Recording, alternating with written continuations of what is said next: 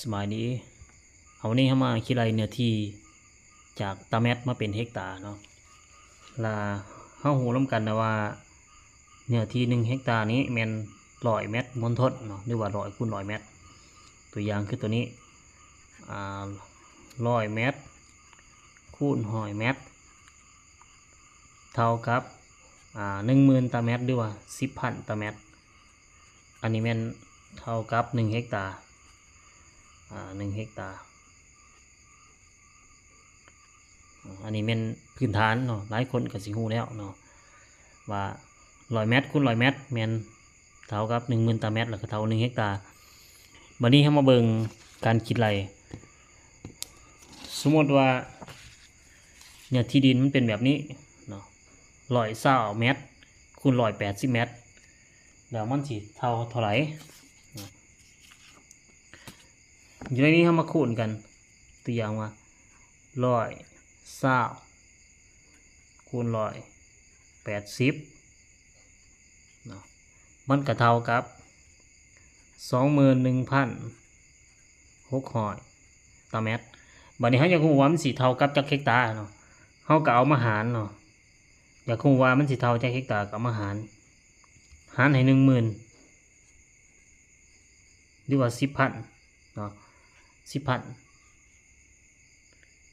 เอามาหารให้ 10,000 มันก็ออกอยู่จะเท่ากับ 2.16 เฮกตาร์เนาะออกอยู่2 เฮกตาร์ปลายสำหรับกรณีแบบนี้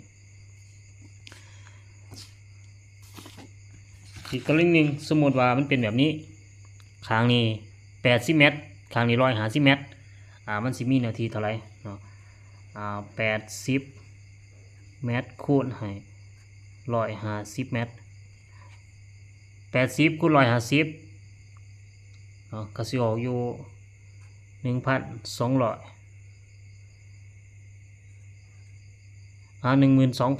เนาะ 12,000 ตารางเมตรอยากรู้ว่ามันสิจักเฮกตาร์เฮาก็มาหารให้ 10,000 ตารางเมตรคือเก่า12,000 หารให้ 10,000 ก็ออกอยู่ 1.2 ออกมาเป็น 1.2 เฮกตาร์ออกมาตัวนี้ถือว่าเฮกตาร์ปลายว่าซั่นซะบัดนี้อีกกรณีหนึ่งสมมุติมันเป็นแบบนี้ตัวนี้60 เมตรตัวนี้150 เมตรเอาเนื้อที่มันสิเป็นเท่าไหร่60 เมตรคูณ150 เมตร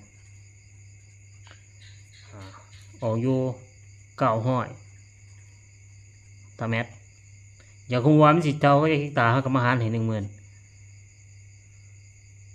ตัวนี้ 9,000 เนาะหารให้ 10,000 หรือว่า 10,000 ตารางเมตรก็สิเท่ากับ 0.9 เฮกตาร์